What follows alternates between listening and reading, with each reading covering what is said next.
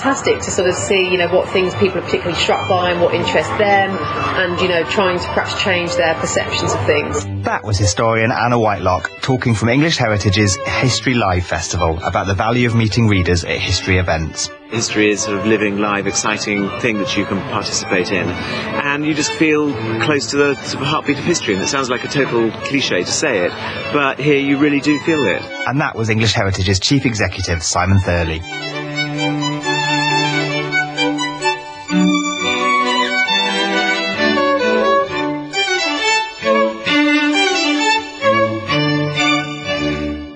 Hello and welcome to a special edition of the History Extra podcast, recorded at History Live at Kelmarsh Hall in Northamptonshire. My name is Matt Elton and I'm books editor of BBC History Magazine, which is the UK's best-selling history magazine. Our August issue is on sale now, sporting a new look and features on rebels in Roman Britain, immigration in medieval England and the downfall of Mary, Queen of Scots. You can find the issue in all good newsagents and on subscription. See historyextra.com/subscribe for subscription deals. We also have digital editions available for the iPad, the Kindle Fire and Google Play. For details of all our digital formats, including price, content and availability, head to historyextra.com/digital. English Heritage's Festival of History, now called History Live, returned to Kelmarsh Hall in Northamptonshire on 20th and 21st of July, following its cancellation last year due to torrential rain. As well as visitors from around Europe and thousands of reenactors, leading historians and authors shared their expertise in a series of lectures. The BBC History Magazine team was also in attendance, running the lecture tent, and we managed to catch up with many of the participants throughout the weekend.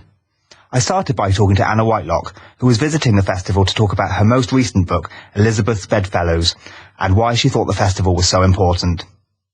Well, I think it's fantastic. I mean, I think it's, at the end of the day, it's like literally bringing history alive. The reenactments, the talks, and I mean, what's really striking to me is it's such kind of cross-generational. I mean, there's so many young kids. I've just had a kind of, must have been a sort of 7 or 8 year old girl coming up wanting to sign her book, and she's going to read a copy of the book, which is great. And so the fact that you can talk to kids at that age, and some of them are doing history at school, and some of them just really interested.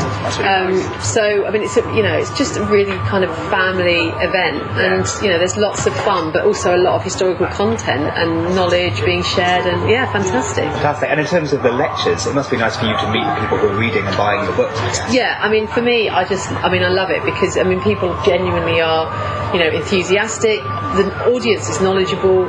They come with questions, they come interested, they come wanting to learn, they're very engaged. And it's fantastic to sort of see what things people are particularly struck by and what interests them, and trying to perhaps change their perceptions of things. So that's cool. That's interesting. I mean, are there any topics or areas that you think people are perhaps having the wrong opinion of, or you think is useful to hear their thoughts about? I think with a topic like Elizabeth, people always have some sense of her. So in a way, the challenge, I suppose, is to say something that they don't know. And so in a way, it's one of those. I think some talks, you really are talking to people about stuff they don't know anything about. Generally, with the Tudors, they always know something. And it might be that they kind of know the headline, perhaps stereotypes or the caricatures. So in some ways, that's a sort of challenge to say something different.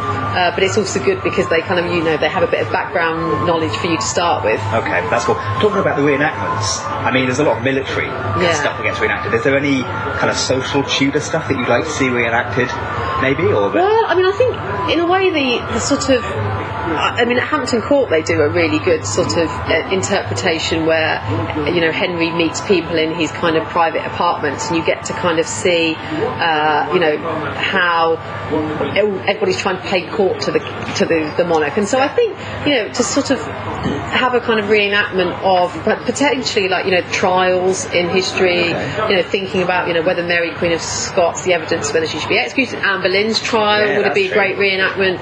I think the sort of big historical set piece trials would be fantastic. Charles I, all of those things. So I think both sort of the legal trials, and of course we do have records, so we could reenact those in quite a lot of detail, but also stuff some of the kind of court entertainments, court dances, all the etiquette of dancing at court. So I think in a way it's slightly a little dominated by battles, and I'd like to see a bit more of a kind of social and political reenactment, and also the fun, trying to bring the kind of core entertainments to life a bit. That's cool. Yeah, I mean, what sense do we get of the state of England's heritage industry, I suppose, from events like this? Well, I mean, I think there's a huge public appetite for history, and I think there's a public appetite to be entertained, but there's also a huge public appetite for knowledge and content, and I think something like this is fantastic in, that people can come, in the sense of it being a festival. I mean, they can come and spend a day here or a weekend here, they can eat, they can, enjoy walking around looking at reenactments, but then they can also hear, really high quality lectures. So I think, the fact that it shows that people aren't just wanting a kind of, an easy day out, they want to be pushed and challenged a bit. And, I think that, quite literally, history's alive and kicking in this country, and I think events like this, really, really show the appeal of it across the generations, which is really, really heartening, I think, actually. How about you? What are your plans for the rest of the afternoon? Well, I'm going to have a wander around. I mean, I haven't actually I don't think I've ever seen a reenactment, and so I might go and have a look. I'm slightly dubious about reenactments, but I'm going to have a look, and just kind of have a wander around and sort of see who's here, really. I haven't been here before, so it's all a bit of it's just a really fascinating thing to watch and see, really. So, really enjoyed it. That was Anna Whitelock. Elizabeth's Bedfellows is out now, published by Bloomsbury. Another author sharing his thoughts and meeting visitors throughout the weekend was fiction writer Giles Christian, whose Raven and Bleeding Land book series vividly explore Viking England and the English Civil War. I spoke to him about the process of writing historical fiction and the value of reenactments. How has the day been for you, I guess, first of all? Yeah, it's been amazing. I was my talk was first thing in the morning, and so I was slightly concerned that maybe people wouldn't have arrived yet. But no, fortunately they had, and it was packed and it was great fun. Everyone was a friendly audience. But I suppose if you're here, you either like history or you like books or you like both. So from a historical writer's point of view, you couldn't ask for a more friendly audience. Fantastic. I mean, how useful is it for you meeting people and talking about your books? Well, it's really interesting to meet the readers, for one thing, but also all the reenactors, because with writing historical novels, it's very useful for me to play with all the kit and spend time with Fairfax Battalion, the English Civil War Society, for example, and put on the back and breastplates and helmet and see what it all feels like. And the same with the Viking stuff as well. And I'm off in a little while to go and find a Dane axe, because it's essential for my research, don't you know? That's what I'm telling the wife, anyway. That's good. Are there any periods of history that you think aren't reenacted as much as you would expect, or anything that you'd like to see done that isn't, I suppose? I think when it comes to History Live, everything is going on here, isn't it? I've been coming for years now. I was coming before I was coming sort of in a working capacity as a writer. I was just coming because it was great fun. And my little girl, she's 3.5 now, nearly 4, and the first time she came was still in her mummy's tummy, and was listening to the canon from you had a Napoleonic reenactment that year, and now she's here again. And so I don't know if there's anything that I would like to see more of. Obviously, I love the Viking stuff and the Civil War stuff, but my next period, on which I can't mention yet, which I'm going to write about, we'll see if that's represented in a couple of years' time. That's cool. Yeah. I mean, how do you choose the periods that you write about? I think you just have to be... Somebody asked me this earlier, and they said, do the characters come first and then you choose a period to set it in, or do you decide you're going to write about a certain period and put the story inside that? With me, I think you've got to be passionate about the subject in the first place, because of the research that's involved. You've got to spend so much time learning about the period that it needs to be a period that you're interested in or fascinated by. Otherwise, writing it's just going to be a massive chore. So for me, it's the period comes first, then I write the story, but then very, very soon the characters within the story, then they become the story and they take over. And the period sort of fades into the background in a way. So that's the way it works for me. Okay, cool. And how long does it take to do that research and the whole writing process? I mean, is it something that you can... Yeah, the research is probably sort of 60% of the job. And then you've got to try and not put all of that research in the book. You know, it can be tempting for authors to try and prove how much work and how much effort they put into learning it all and throw it all into the book. No one wants to read that. Well, if they did, they'd read a non-fiction book. My job is to entertain. My job is to transport the reader after a hard day's work to a period of history that they might be interested interested in, and so I see it very much as entertainment. It doesn't mean I don't do my research and do my homework and try and get it all right, but it's certainly not. The story has got to be the thing that people have got to enjoy reading it. Yeah. I mean, talking about the whole fiction kind of reenactment thing, what would you say to people who kind of question the kind of accuracy of that? Is that important? Is that the most important thing about doing something like a reenactment, would you say? About the reenactment? It is important. I do think it is, because people come to these events to learn about history, and people read historical fiction to learn about history. So I think that you have a certain duty and responsibility to get it right. But the thing about these events, the reenactors, they know so much about the period, and the kit that they're wearing, and they're very, very good at explaining to the public why they're wearing certain things, and so they've got to get that right. Yeah. Reenactments, of course, made up another part of the History Live event. My fellow section editor, Charlotte Hodgman, headed out throughout the weekend to talk to some of the people exploring life in different periods of England's history. So, what's your name, sir? My name is Paul Mortimer. Mortimer, okay. And what have you been doing this weekend? So, what are you doing here at the festival? Well, we're a group called Wolfiedenas, which means in Old English wolf coats. Yeah. And we're trying to portray the Anglo-Saxons from the time of Sutton Hoo, which is the late 6th, early 7th century. Yeah.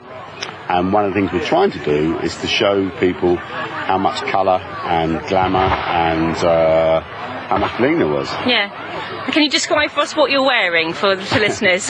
Well, I'm wearing... All the equipment I'm wearing comes from the grave Mound 1 at Sutton Hoo. Right. And it's, as you can see, and the listeners can't, but it's mainly garnet and gold. Yep. And the textiles that we're wearing are very colourful, tablet woven braid. Yep. And because we're the people at Sutton Hoo were the Woofings, probably that's their family name, right. Which means people of the wolf. And there are several wolf emblems within the grave. We wear wolf coats. I see. Okay. Oh, right. And that's an actual wolf you've got draped around your shoulders there. It is. Yes. Oh, you've even got the head. Yes. Right. And that's a leather jacket you're wearing there. Yeah. We know they wore jackets of this style. Yeah. And we found that there are graves which show them made in wool. We don't know that they're made of leather, but this is an experimental coat. And what about your necklace that you got? Is that teeth on there? These are wolf teeth from this wolf. Oh, right, okay. And these are the gods, emblems of the gods. You've got a hammer for Thunor, who we named Thursday after.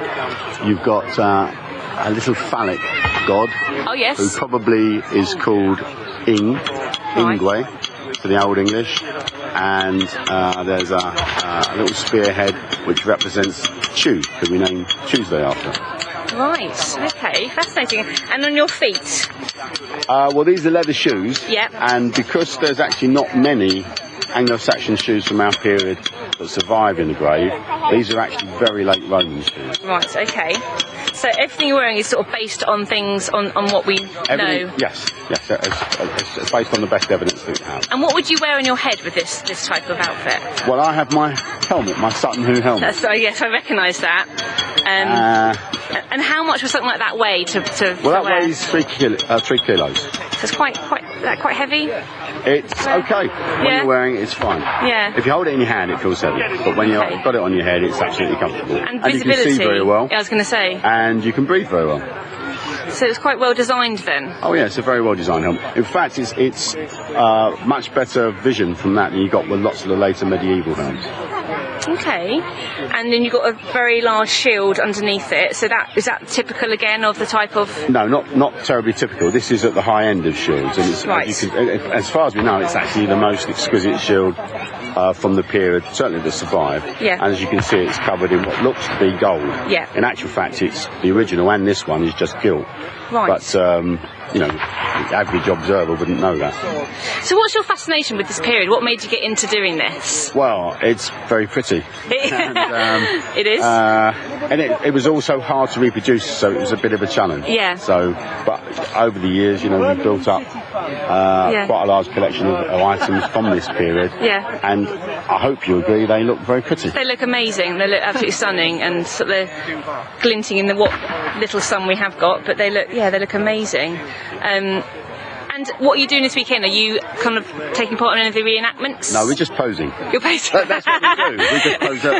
Is that what the Anglo-Saxons did? Well, of course they did, but yeah. they probably had the intention of backing up as well. But all our weapons are sharp, so we tend not to fight. Right, okay. And you've got, how many of you are you in your group? In the group in total, there's only about 20, 25. Okay. But we have about 15 of us here today. But we also have Dave Roper, who made most of my kit, and he's busily banging out these press plates that go on the helmet over there. And we were talking earlier, actually, sort of off recording, about your sword. Yeah. Can you just maybe describe that again? Because sure. we actually got to hold the sword, and it's actually a lot heavier than I thought it was going to be.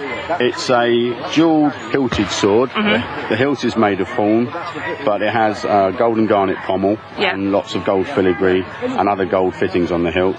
The blade is actually pattern welded, which means that it's made out of many different pieces of metal. Yeah. It has a core of 4 rods, which are alternately straight and twisted. The edge of the sword is made ideally from a much harder metal, high carbon steel, and is tacked on separately. Well, tacked on, forge welded. Yeah. And the sword is actually 2 layered, so you've got a slightly different design on the back to the front. Okay, and what sort of, what we're looking at in terms of man hours making that? Probably around 600 hours. Gosh, that's a long time, isn't it? I mean, it's a beautiful weapon. There's a lot of effort that's gone into that. Will you do you use that in reenactments? Do you actually fight? No. That's a proper sharp sword. Yeah, maybe it's probably a good idea then.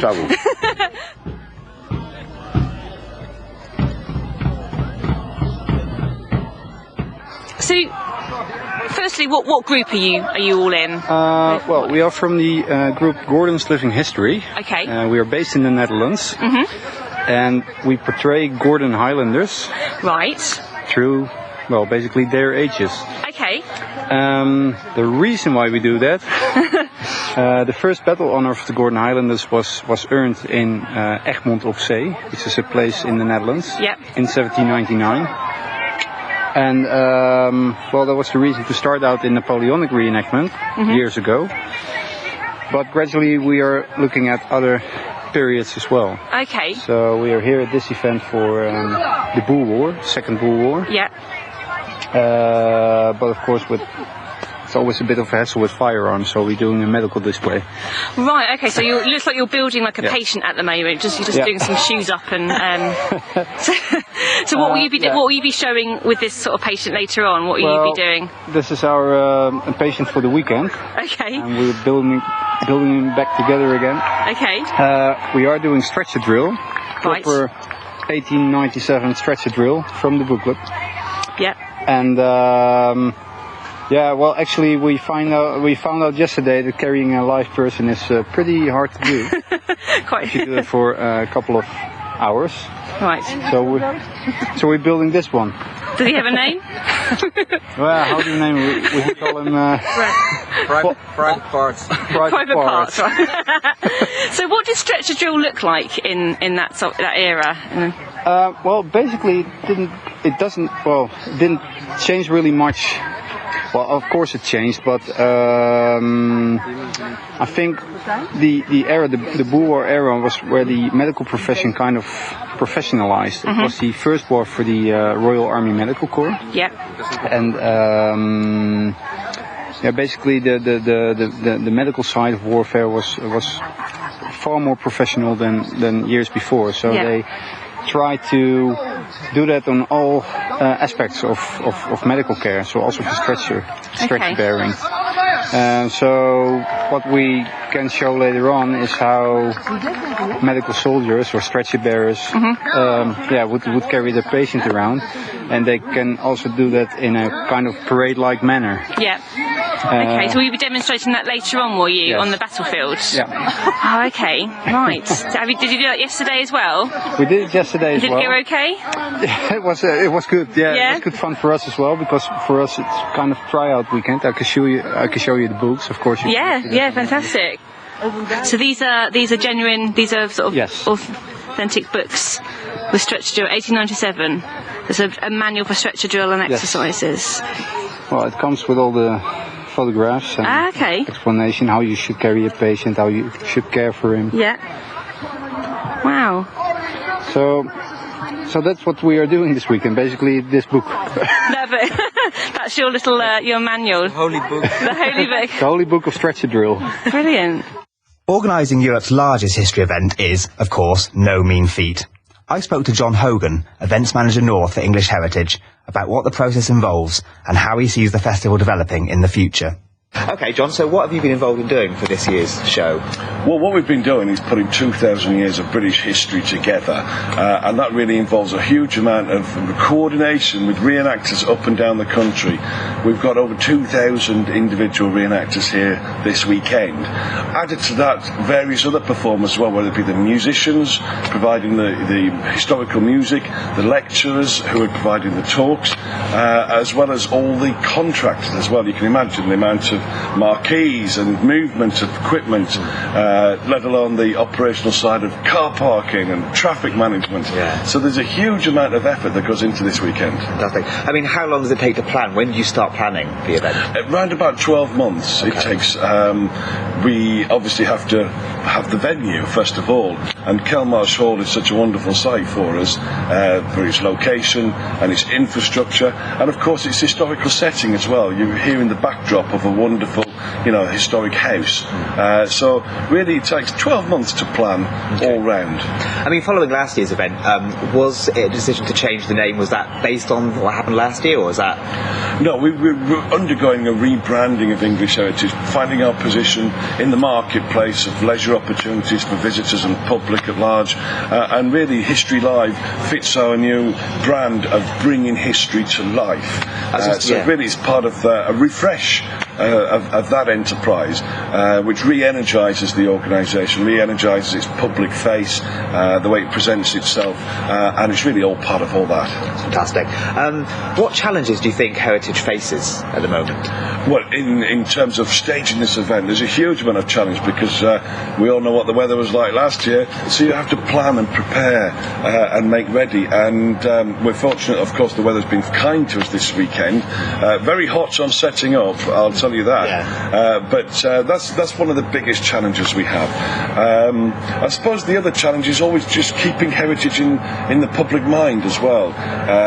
English Heritage's mission is to encourage people to care, to enjoy, and to value the heritage. And bringing it to life really does enliven that. It creates that memory.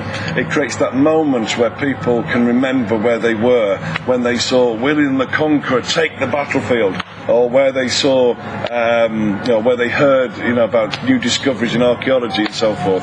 It creates these moments, and hopefully that's what we're doing this weekend. And if we're doing that and encouraging people to come and witness it, then hopefully they'll go away enjoying, caring, visiting properties, understanding properties, and hopefully that cycle will continue for generations to come. I mean, what would you say to people who say events like this are too heavy on the entertainment and not heavy enough on the history? There's always going to be conceits. Clearly we're not in 1513, so there's always going to be conceits. But really, as I said before about capturing that moment, if through entertaining people we are encouraging an interest to develop, then that's the job done. And I think we strive very hard for authenticity. The costumes that you see people wearing are authentically researched, and some of them will talk to you for days about it. But it's got an integrity to it, which we're really proud of and very strict on. You won't find any nylon on site. So really, it's about entertaining people, lets them enter into it voluntarily. We're not teaching, but there is some education in there. It's kind of educating whilst having fun, as opposed to having fun whilst educating. Brilliant, thank you. I mean, are there any parts of the event that you're particularly proud of, or that you think have done really well this year? Well, we've got some new additions this year. The Victorian Fairground Gallopers creating that impression of a Victorian showground where we've got side shows alongside it and so forth. That's gone down particularly well. The main arena shows, of course, are always popular, especially the World War II with the explosions and aeroplanes. And obviously, with the cloud cover that we have, we're very, very pleased we were able to fly the aeroplanes yesterday, and they made a magnificent impact. Brilliant. Something very emotive about World War II aeroplanes. So I think we're very proud of that. But what the overall theme is 2,000 years of English history. So we really are going into the prehistory as well. We've got cave painting for children to do. We're looking at Bronze Age, and it goes right through, as I say, to the 1940s. So we've got most of the epic periods of English history represented this weekend. We've got a full time span. There are no gaps. Fantastic. And in terms of next year's event, what do you hope to improve on next year, or perhaps do more of? Well, we always debrief events, and we always look to how we can do things better, how we can improve that spectacle, but also keeping true to the story, true to the narrative, true to the presentation. Clearly next year we've got the centenary of the Great War, so we're going to be really looking into that. We've also got then coming up in years to come the anniversary of Waterloo, Magna Carta, so there's lots of anniversaries coming, and of course Agincourt as well in 2015. So we're always trying to come up with new ideas, and also our performers, our reenactors, feed information to us and feed that creativity as well. So it's an open book, and we see where we can go next year. But I don't want to give too much away, do I?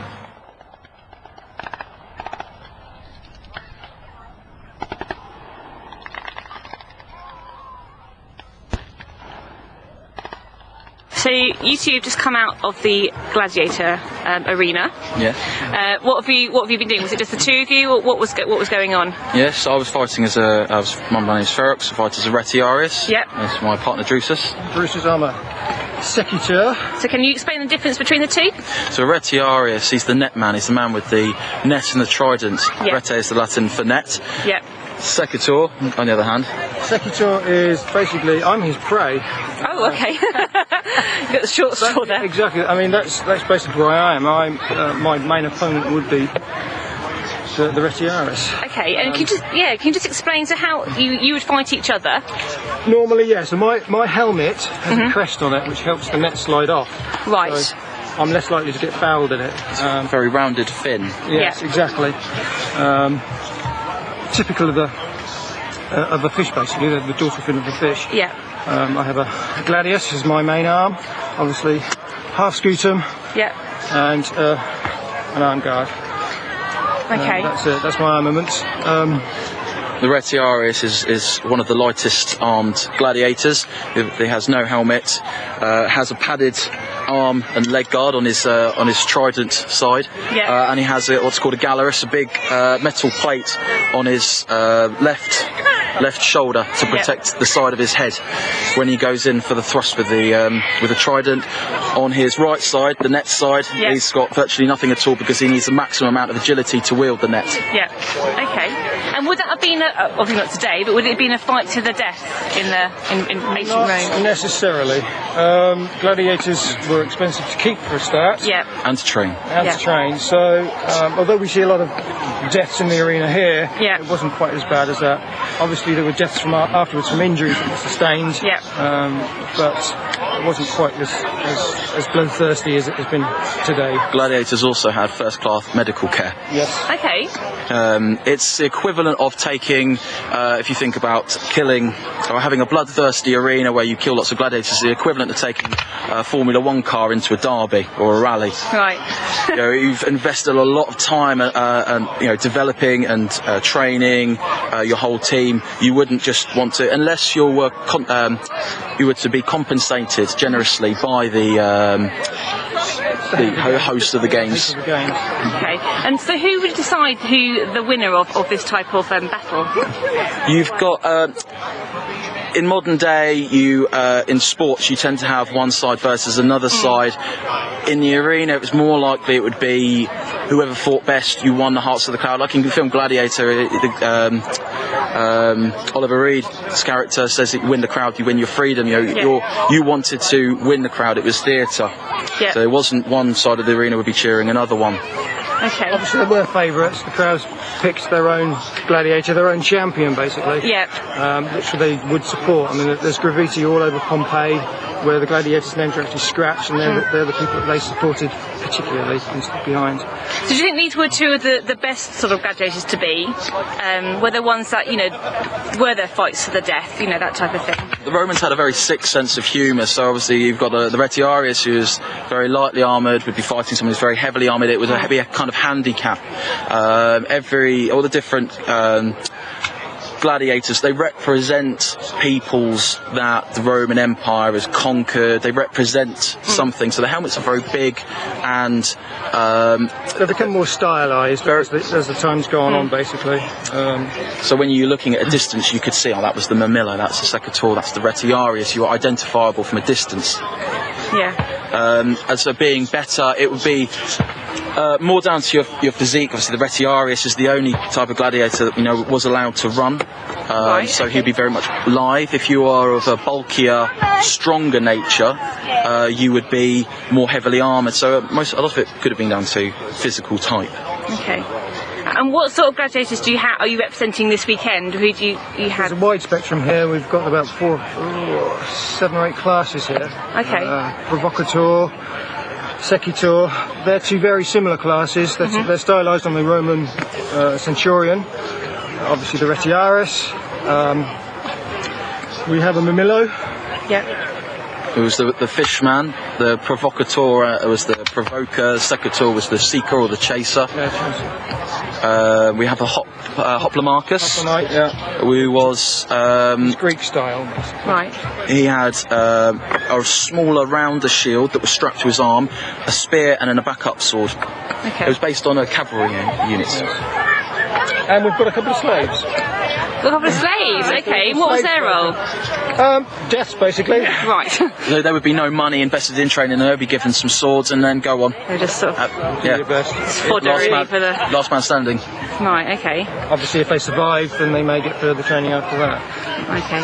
Bit of a testing ground. Yeah. Really. And what sort of reaction have you had from the crowds? Do you think is it similar to that which gladiators would have experienced years ago? It's very similar to that on reality shows today. Okay. Baying for blood. People don't tend to vote for Vitae, or they want to they shout out Ugula. They want to see blood. They want to see people squirm. So probably not that different to how it would have been, really. People haven't changed. We've found in ours. We like to think children. We like to think that we've evolved, and we're not. But the basics are still still there, isn't it? And you're sporting some wounds, both of you. Are they're not real, I assume. Yeah, from our special effects out. So. They're very realistic. Very realistic. It's a very good job. Yeah. One of the most popular speakers at this year's event was the MP Chris Skidmore, whose recent book, Bosworth, The Birth of the Tudors, explores the importance of the 1485 battle to England's history. I caught up with Chris to find out more about his talk. So what are you up to today then? Well, I'm here speaking at History Live tent on Bosworth. The book's been out for 2 months, and so I thought I'd come down. It's incredibly topical with discovery of Richard III, so looking forward to an exciting event. Excellent. Do you do many of these types of things? Yeah, I try to. I mean, it's sort of like compare it to being just like doing a gig, really. Once a book comes out, you really want to try and get out there. Since the book's been published, I think I've done nearly 20 events, and I've sort of calculated I've actually addressed over 1,500 people since it coming out. But I think it's now something that historians have to do, to get out there and to meet people. It's part of the job, in a sense. Yeah. And one of the other really interesting things about it is you give a talk and got the slideshow, but actually the questions you get, sometimes the audience picks up things I really wish that then suddenly, if I could have added that to the book. Absolutely. So in a way, it's really good to have the feedback from people. As a historian, often you're stuck doing the sort of academic world of thinking about the sources, and sometimes someone will pose a question, and then you think, absolutely. I wish I'd thought of that. Okay. Have you ever added something to a later book because, or added something to a subject that someone said to you at an event like this? Yeah, I mean, there's always the chance, a book comes out in hardback, and then it normally runs as a hardback for about a year before then it goes into paperback. And there's always then the chance to make small corrections, which people have picked up on the stuff. So I've already fed to the publishers a couple of things where someone said to me, hang on a second, Chris, I'm not sure if that's absolutely right here. So I'm really grateful when readers can pick up stuff and get in contact with me. Brilliant, thank you. And talking about the event more generally, how important is it for people to have an awareness of England's heritage, do you think? Well, I think events like this, if you go back 5 years, they just weren't around. And it's staggering. You've got obviously History Live here, there's Chalk Valley History Festival, and they're sort of popping up everywhere, and they are packed. I mean, I'm always struck sort of thinking, who wants to come to events like this? But they're a great day for the family to come out as well, and obviously you've got sort of, I can see where I am now, a field of reenactors and their tents, and I think it's important for people not just to look at history as sort of dry, something they read in a book, but to actually experience and actually to have events like this where you can make history come alive, as it were, I think is great, and I hope this will continue and these events will go from strength to strength. Chris Skidmore's book is out now, published by Weidenfeld and Nicholson. With the event drawing to a close, I spoke to architectural historian and English Heritage's chief executive Simon Thurley, whose recent book, Men from the Ministry, explores the figures who have played a vital role in securing England's heritage throughout the past century. He told me about his heroes and the issues that the heritage industry currently faces. So, how's the day gone, do you think? Incredible day. Fantastic. Obviously the weather held out, which is very important. Things last year we had to cancel it because it was pouring with rain. Yes, yeah. But it's so great. I mean, both English Heritage and the BBC History magazine both believe that history is sort of living, live, exciting thing that you can participate in. And you just feel close to the sort of heartbeat of history. And it sounds like a total cliche to say it, but here you really do feel it. Brilliant. I mean, are there any parts of it that you're particularly proud of, or you think have done really well? Well, I think this year we tried to give it a much more sort of chronological structure. So the whole area is divided up chronologically, so that you can get a look at everything from the Saxons right round to the Second World War. And it first of all enables you to get to places, but also just it helps you grasp sort of continuity of English history, which is tremendous. That's really good. I mean, in terms of the event generally, why do you think it's so important? I think it's important because this place is full of families, and it gives children an opportunity to realise that history isn't boring. Yeah, excellent. In your book, you talk about some of the heroes of yours who built up the heritage industry over the past 100 years. I mean, who stands out for you as being, particularly important? Undoubtedly, my oldest, most distant predecessor, the first Chief Inspector of Ancient Monuments, C.R. Pears, who had this incredible sort of swashbuckling approach to rescuing heritage. I mean, he was amongst the first people to do it, and he literally single-handedly rescued hundreds and hundreds of monuments, and we look up to him today and think, gosh, how did they do it? Is there anyone more recent as well that you would highlight as... Well, I think actually, funnily enough, the first chairman of English Heritage, Lord Montague, is a remarkable character. He's still alive, he's quite old, but he is the man who invented everything that we see here today. He's the person who really started to say, history should be something that's experienced, and let's get people dressed up, let's put them on horses, let's get them bashing each other with fake swords, because this is the way to people to get excited about it. Oh, lovely, thank you. And in terms of the challenges that I suppose the heritage industry faces at the moment, what would you say the main ones were? Well, quite a lot of them are related to the economic state of the country, really. There are some very difficult problems that we have in terms of derelict areas, incredibly run-down parts of the north of England, where there are great industrial heritages that are crumbling away, and people can't think of what we're going to do with it. And I think that we are a bit of a crisis point, particularly as far as our industrial heritage is concerned. Yes, there are parish churches and things that are in peril. The things that are really in peril is the heritage of the last 150 years. Okay. How do you think we can help solve that problem? Gosh, yeah, that's a really big question. Apart from the economy improving, which will help matters enormously, I think the really key thing is to prioritise and to identify the stuff that's really important and then focus on trying to save that stuff. How do you hope the event will develop next year? Well, I think that English Heritage and the event are going to continue our very, very strong theme of championing English history and helping people understand it and get fun out of it and enjoy it and experience it at the places where it happened, because that's what we're about. That was Simon Thurley talking about what the future holds for English heritage. Huge thanks to him and, of course, to all the historians and reenactors that we spoke to throughout the event. Thank you, too, to Charlotte Hodgman, Sarah Lambert, Suzanne Frank, Emma Lashwood, and everyone else who helped with the recordings used in this week's episode. If you'd like to see a gallery of images from the event, head to historyextra.com/historylive. And that's almost all for this week. Just a quick reminder that, if you'd like to come along and hear talks from leading historians, extra tickets are now on sale for our History Weekend Festival, taking place in the historic Wiltshire town of Malmesbury from the 25th to the 27th of October. We've seen huge demand, and we're delighted to announce that some of the weekend's events will now take place in a larger venue, the beautiful Malmesbury Abbey. This means that we can now offer for sale tickets for some of the events that were previously sold out. For full details and ticket information, please visit historyweekend.com. Next time, Sarah Foote will be exploring the rise of English Christianity, and I'll be talking to former Home Secretary Douglas Hurd about his new book on Benjamin Disraeli. I hope that you can join us for that. Don't forget that we'd love to hear from you. Do get in touch with your views on podcast@historyextra.com, and we'll do our best to read out some of your messages in future episodes. We're also, of course, on Twitter @historyextra and on facebook.com/historyextra. The History Extra podcast was recorded in Bristol and Kelmarsh Hall and produced by Jack Fletcher.